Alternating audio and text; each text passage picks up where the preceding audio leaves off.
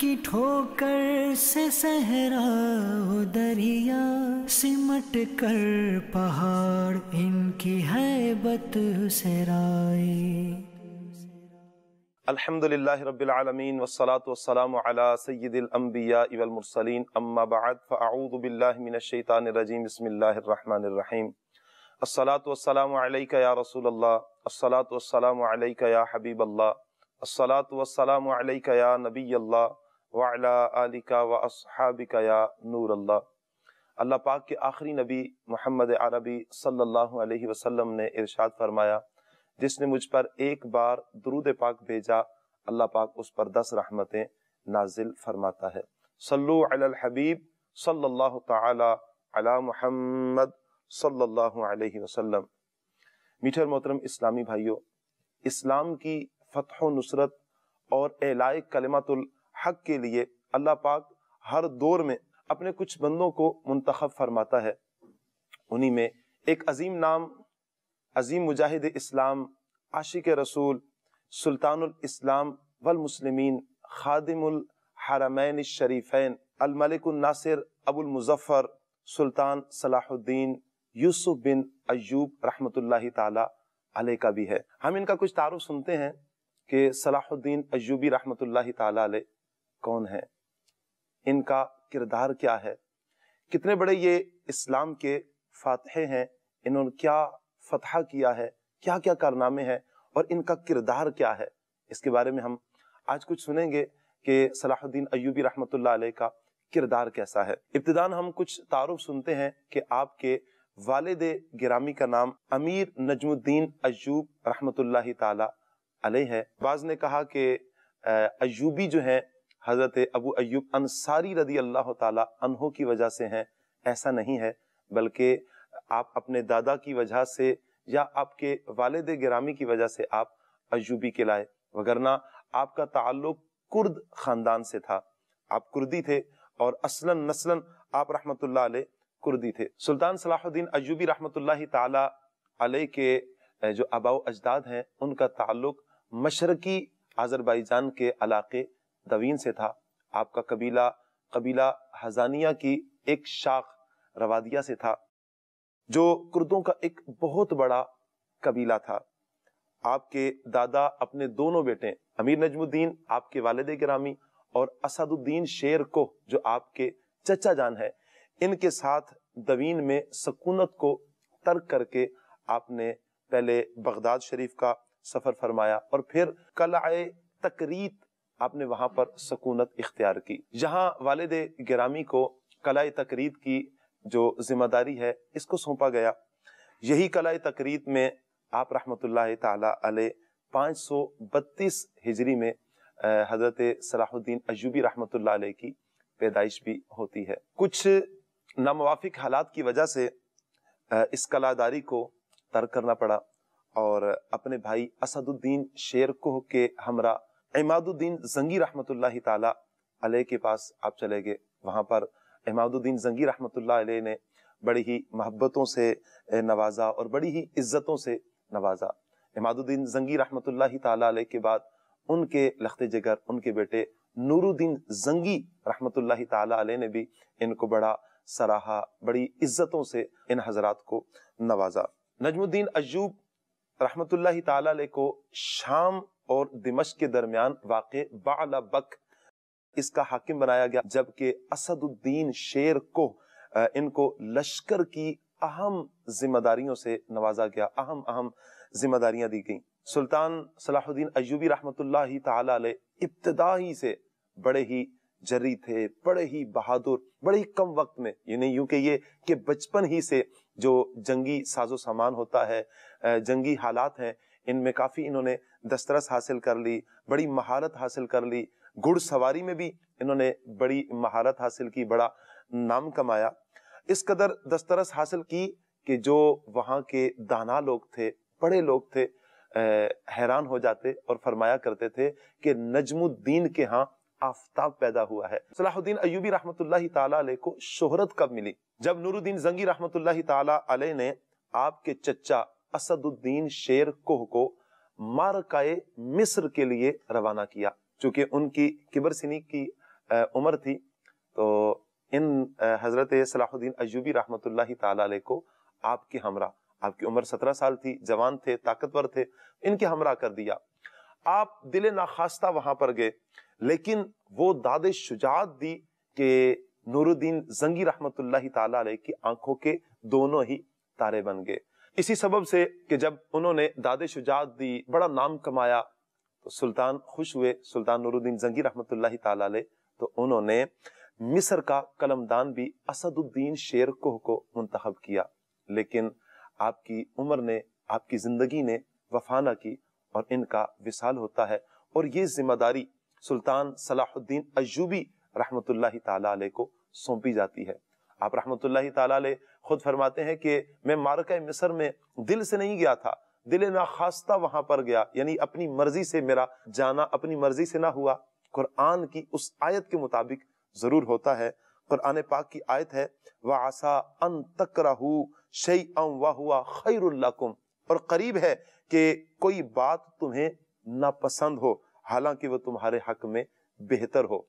प्यारे और मोहतरम इस्लामी भाइयों, इस्लाम दुश्मन अनासिर जो हैं, उन्होंने 492 हिजरी में बैतुल मुकद्दस पर कब्जा कर लिया और 70,000 से जायद मुसलमानों का खून बहाया। बैतुल मुकद्दस की आज़ादी के लिए नूरुद्दीन जंगी रहमतुल्लाहि ताला अलैह ने बड़ी कोशिश की, लेकिन आप रहमतुल्लाहि ताला अलैह की जिंदगी ने वफा न की और 569 हिजरी में आपका विसाल हो जाता है। लेकिन मामला यहाँ पर रुका नहीं, मामला यहाँ पर थमा नहीं।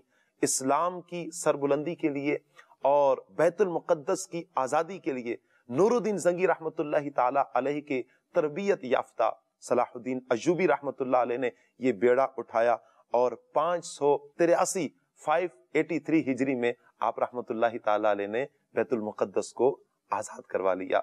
जिस वक्त दुश्मनों ने बैतुल मुकद्दस पर कब्जा किया था, बहुत ही मुसलमानों का खून बहाया, लेकिन जैसे ही ये आजाद होता है और फतह नसीब होती है, बैतुल मुकद्दस आजाद होता है, सलाहुद्दीन अय्यूबी रहमतुल्लाहि ताला अलैह ने क्या प्यारा मामला किया।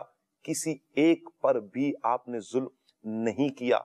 चाहते तो आज बहुत सारों का खून बहा सकते थे, जिन्होंने मुसलमानों का खून बहाया था, जिन्होंने कब्जा किया था, आज उनके साथ ना जाने क्या कुछ हो सकता था। लेकिन ये तरबियत याफ्ता नूरुद्दीन जंगी रहमतुल्लाहि ताला अलैह के हैं, ये उम्मती हैं प्यारे आका सल्लल्लाहु अलैहि वसल्लम के। कि वो भी मंजर था कि जब फतह मक्का होता है, वो फतह मक्का के वक्त नबी पाक अलैहिस्सलाम जब तशरीफ लेकर जाते हैं तो वहां पर आम मुआफी का ऐलान दे दिया जाता है। हालांकि आप पहले देखिए फतह मक्का से कबल लोगों ने कितने सितम किए थे, नबी पाक अलैहिस्सलाम पर पत्थर भी बरसाए थे, हुजूर अलैहिस्सलाम को तरह तरह से सताया गया था। लेकिन आज जब फतह मक्का होता है, इमामुल अंबिया सल्लल्लाहु अलैहि वसल्लम ने आम मुआफी का ऐलान कर दिया। इसी कड़ी को आप देखिए कि हजरत सलाहुद्दीन अय्यूबी रहमतुल्लाहि ताला अलैह, आप रहमतुल्लाहि अलैह ने भी मुआफ भी फरमाया। यहाँ तक कि जो मगरबी मुफक्किरीन हैं वो लिखने पर मजबूर हो गए कि इतनी बड़ी फतह के बाद किसी एक पर भी जुल्म न करना ये काबिल तहसीन बात है। यहाँ तक कि कुब्बतुस सखरा और मस्जिद अक्सा, इनको अपनी असली हालत पर बहाल कर दिया गया। नूरुद्दीन जंगी रहमतुल्लाहि ताला अलैह ने बड़ी मेहनत की थी, बड़ी कोशिश की थी कि ये मस्जिद अक्सा हमारी आजाद हो जाए, और इसके लिए आपने कसीर माल खर्च करके बड़े प्यारे प्यारे मिंबर बनवाए थे, लेकिन आपकी जिंदगी ने वफा ना की और दुनिया से चल बसे।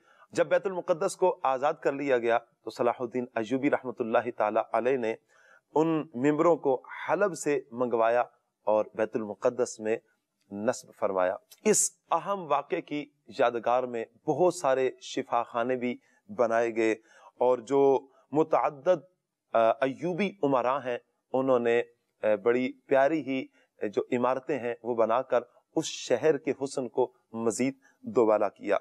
बैतुल मुकद्दस के अलावा आप रहमतुल्लाहि ताला अलैह ने जिन कलओं को और जिन जगहों को, जिन इलाकों को आपने फतह किया है, उनमें इस्कंदरिया सरे फहरिस्त है, दिमश्क है, हलब है, सारिया है, सफूरिया है, तूर है और हैफा है, कर्क है। इसके अलावा अस्कलान, बैरूत और बहुत से इलाके जो आपने فتح کیے ہیں۔ پیارے اور محترم اسلامی بھائیوں، آپ رحمت اللہ تعالیٰ علیہ کا آپ کردار دیکھیے، آپ انداز دیکھیے کہ اتنے بڑے لیڈر اور بیت المقدس کو آزاد کروانے والے اور کئی قلعوں کو، کئی علاقوں کو فتح کرنے والے، ان کا اپنا ذاتی کردار کتنا پیارا ہے کہ آپ رحمت اللہ تعالیٰ علیہ کے بارے میں آتا ہے کہ جب آپ قرآن پاک کی تلاوت کرتے آپ کی آنکھوں میں آنسو آ جاتے، آنکھیں پر نم ہو جایا کرتی تھی، بلکہ یہاں تک کہ آپ جو امام منتخب فرماتے ان کے لیے بھی قاری ہونا اور متقی اور پرہیزگار ہونا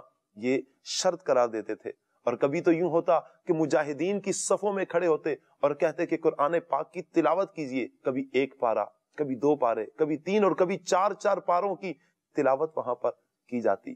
یہ تھے ہمارے لیڈر، یہ تھے ہمارے اسلاف، یہ تھے ہمارے بزرگان دین۔ ان کا کردار کتنا پیارا ہے کہ قرآن پاک سے محبت، کہ قرآن پاک کی تلاوت ہو تو آنکھیں پر نم ہو۔ میرا اور آپ کا حال کیا ہے؟ ہم بھی غور کریں کہ ہمارے جو اسلاف ہیں وہ تو قرآن پاک سے اتنی محبت کریں، اور کیا ہمیں دیکھ کر بھی اللہ پاک کا قرآن نہیں آتا؟ کیا ہم قرآن پاک کی تلاوت نہیں کرتے؟ ہم غور کریں کہ آخری مرتبہ ہم نے کب قرآن پاک کی تلاوت کی تھی۔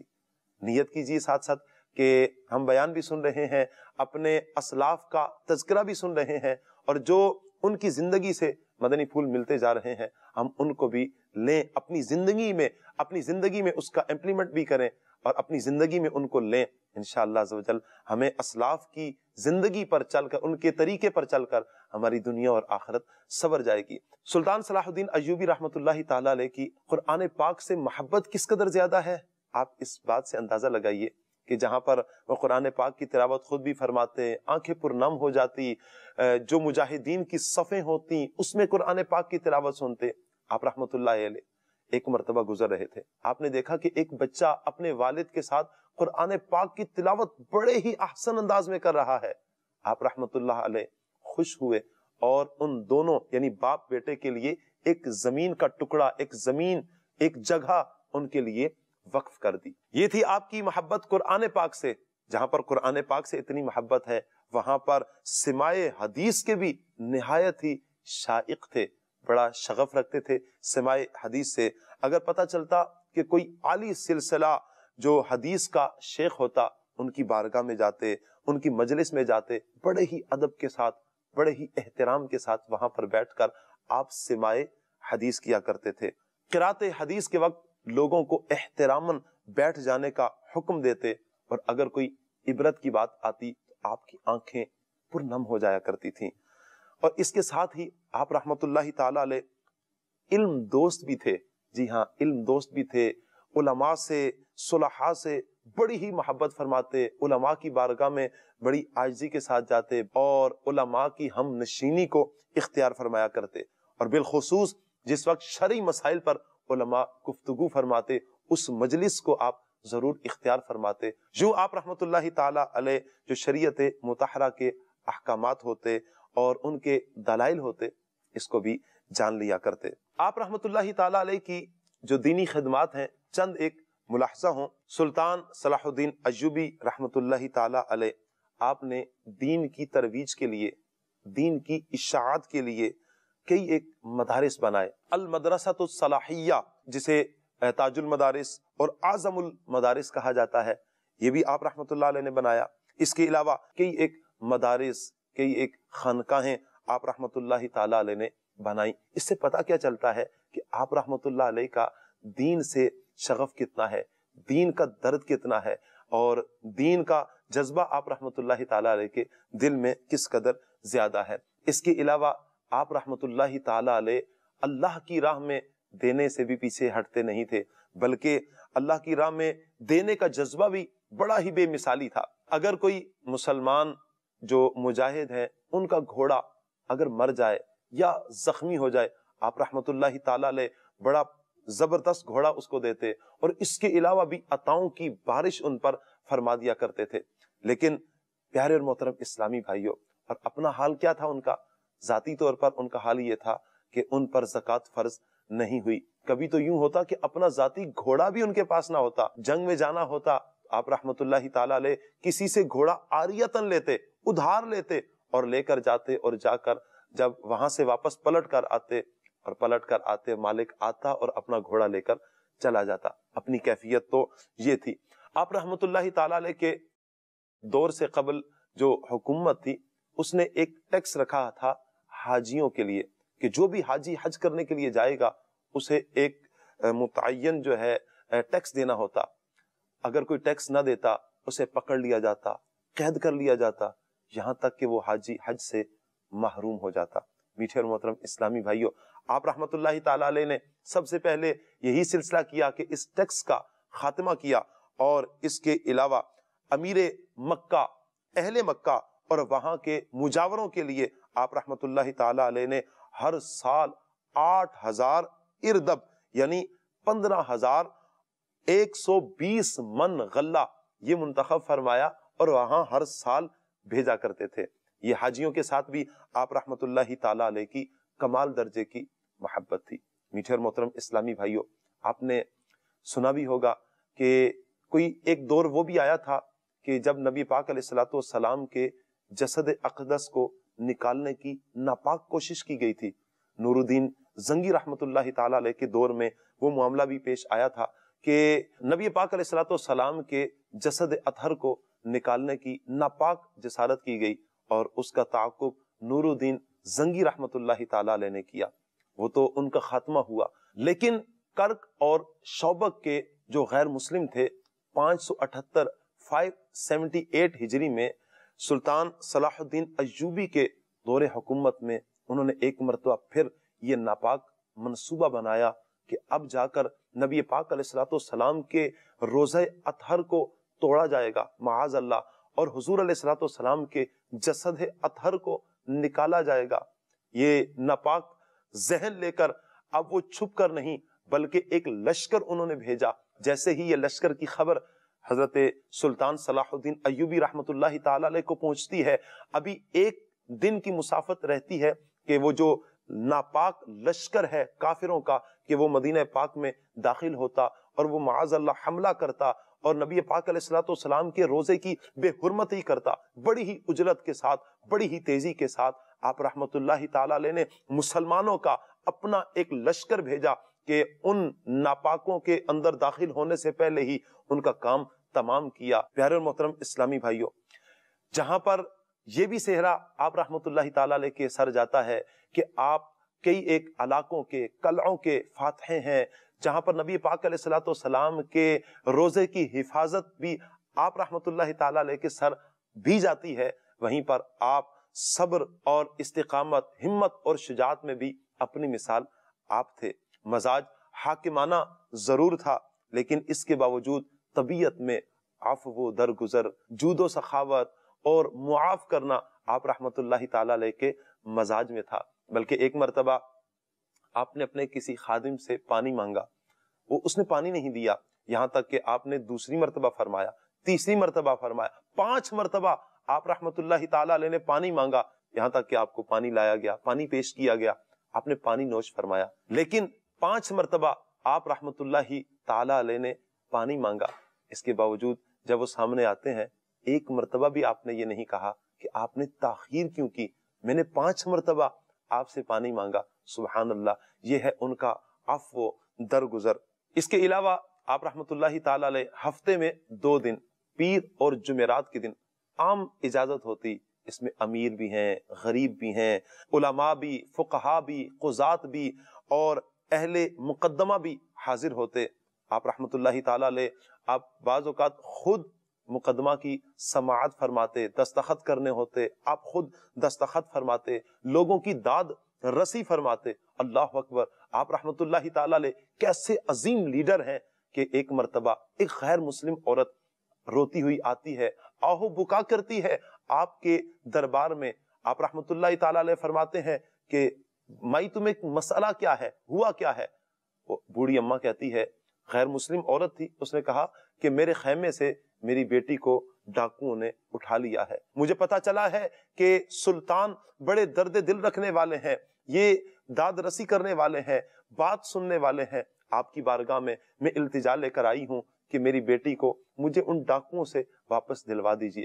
آپ رحمت اللہ تعالی علیہ نے فوراً اپنے بندوں کو بھیجا اور خبر گیری کی کہ معاملہ کیا ہو. پتا چلا کہ اس بچی کو غلاموں کی منڈی میں بیچ دیا گیا ہے. اللہ اکبر. آپ رحمت اللہ علیہ کو جب پتا چلا کہ بک گئی ہے بچی، فرمایا کہ جتنی بھی رقم وہ خریدنے والا جس نے بچی کو خریدا ہے، کہا جتنی بھی رقم وہ مانگے، منہ مانگی رقم دے کر اس بچی کو واپس لے کر آیا جائے. تھوڑی دیر گزرتی ہے کہ وہ بچی واپس آتی ہے. آپ رحمت اللہ تعالی علیہ اس ماں کے حوالے کرتے ہیں. وہ گر جاتی ہے، آہو بکا پھر کرنا شروع کر دیتی ہے اور بڑے ہی لجاجت کے ساتھ آپ کا شکریہ ادا کرتی ہے اور یوں وہاں پر پلٹ کر چلی جاتی ہے. میٹھے اور محترم اسلامی بھائیوں، یہ ہیں ہمارے اسلاف کہ جن کے دلوں میں لوگوں کے لیے ہمدردی کس قدر زیادہ ہے. ہم بھی اپنے مسلمان بھائیوں کے لیے اپنے دلوں میں ہمدردی پیدا کریں، جس سے ہو سکتا ہے جتنی ہو سکے اپنے مسلمان بھائیوں کی ہمیں مدد کرنی چاہیے، ان کی داد رسی کرنی چاہیے، خبر گیری رکھنی چاہیے کہ ہمارے ہی علاقے میں، ہمارے ہی رشتہ داروں میں، ہمارے ہی پڑوسیوں میں، ہمارے دوستوں میں، ہمسایوں میں بہت سارے پریشان ہوتے ہیں. ہم ان کی پریشانی دور کر سکتے ہیں. ضرور دور کیجئے اگر اللہ تبارک و تعالیٰ نے آپ کو استطاعت دی ہے. یہی ہمارے اسلاف کی زندگیوں کا ثمرہ بھی ہے. پیارے اور محترم اسلامی بھائیوں، سلطان صلاح الدین ایوبی رحمت اللہ تعالی علیہ کی ہستی، آپ کی ذات بڑی ہی با کمال ذات ہے. آپ نے کئی علاقے بھی فتح کیے، یہ بھی آپ نے سنا. آپ کا قرآن سے محبت، سماع حدیث سے محبت، علماء سے محبت اور لوگوں سے محبت، لوگوں کی داد رسی کرنا، یہ بہت ساری باتیں ہمیں جو پیغام دیتی ہیں کہ ہم بھی اپنی زندگی میں ایک تبدیلی لے کر آئیں، ہم بھی اپنی زندگی میں ایک چینج لے کر آئیں، ہم بھی اپنے آپ کو تبدیل کریں، ہم بھی اپنی زندگی کو قرآن اور حدیث کے عین مطابق ضرور گزاریں. ہم آئے اس دنیا میں امتحان کے لیے ہیں، دنیا سے جانا بھی ہے اور آخرت کے لیے بھی کچھ کرنا ہے. بزرگان دین کی جب ہم سیرت کا مطالعہ کرتے ہیں، جب سیرت کو پڑھتے ہیں، آپ کی بزرگان دین کی سیرت کو دیکھتے ہیں، تو اس سے ضرور ہمیں یہ ملتا ہے کہ بزرگان دین دنیا میں رہے اور شاہانہ انداز میں رہے، با کمال زندگی گزاری، بے مثال زندگی گزاری، لیکن اپنے مالک کو نہیں بھولے، اپنے خالق کو نہیں بھولے. انہوں نے آخرت کے لیے بھی بہت سا سامان اکٹھا کیا ہے. میٹھے اور محترم اسلامی بھائیوں، سلطان صلاح الدین ایوبی رحمت اللہ تعالی علیہ کا وصال بحالت مرض 27 سفر المظفر 589 سن ہجری میں دمشق کے ایک قلعہ میں شیخ ابو جعفر رحمت اللہ تعالی علیہ سے قرآن سنتے سنتے آپ کا وصال باکمال ہوتا ہے. اللہ اکبر. پیارے اور محترم اسلامی بھائیوں، آپ کے وصال کے وقت آپ کی عمر 57 ایئرز تھی. قاضی بہاؤالدین بن شداد آپ کے وصال کا جو واقعہ لکھتے ہیں، بیان کرتے ہیں، کہا کہ 27 سفر المظفر کو آپ کے مرض کا 12واں دن تھا. آپ کی قوت گھٹ چکی تھی، مرض میں شدت آ چکی تھی. تو شیخ ابو جعفر سے کہا گیا کہ آج کی رات آپ نے سلطان صلاح الدین ایوبی رحمت اللہ تعالی علیہ کے پاس ہی رہنا ہے اور رات انہی کے پاس، انہی کے قلعے میں گزارنی ہے. اگر وہ ساعت آ جائے کہ جس ساعت نے آنا ہے، یعنی دنیا سے جانے لگے ہوں، تو آپ تلقین کر دیجئے گا، کلمہ یاد کروا دیجئے گا. شیخ ابو جعفر رحمت اللہ تعالی علیہ پاس بیٹھے قرآن پاک کی تلاوت میں مشغول تھے، اور جیسے ہی سورہ حشر کی اس آیت پر آپ پہنچے، هو اللہ الذی لا الہ الا ہو عالم الغیب والشہادۃ هو الرحمن الرحیم، جیسے ہی اس آیت پر آپ پہنچتے ہیں تو سلطان صلاح الدین ایوبی رحمت اللہ تعالی علیہ ایک دم مستعد ہوئے، چہرہ کھل گیا، ہونٹوں پر مسکراہٹ آ گئی اور کہنے لگے سچ فرمایا، سچ فرمایا. اور جیسے ہی یہ الفاظ تھے کہ سچ فرمایا، اور ساتھ ہی آپ کی روح پرواز کر جاتی ہے، آپ کا وصال ہو جاتا ہے. انا للہ و انا الیہ راجعون. میٹھے اور محترم اسلامی بھائیوں، سلطان صلاح الدین ایوبی رحمت اللہ تعالی علیہ، آپ کا روزہ مبارک، آپ کی قبر مبارک کہاں ہے؟ المدرسۃ العزیزیہ، یہ دمشق میں ہے، وہاں پر آپ کی قبر مبارک ہے. پیارے اور محترم اسلامی بھائیوں، یہ تھے ہمارے اسلاف، یہ تھے سلطان صلاح الدین ایوبی رحمت اللہ تعالی علیہ. اللہ پاک کی بارگاہ میں دعا ہے اللہ پاک ہمیں ان کی سیرت پر عمل کرنے کی توفیق عطا فرمائے، آمین بجاہ النبی الامین صلی اللہ علیہ وسلم۔ صلو علی الحبیب صلی اللہ تعالی علی محمد صلی اللہ علیہ وسلم۔ دونی من کی ٹھوکر سے صحرا و دریا، سمٹ کر پہاڑ ان کی ہیبت سے رائے۔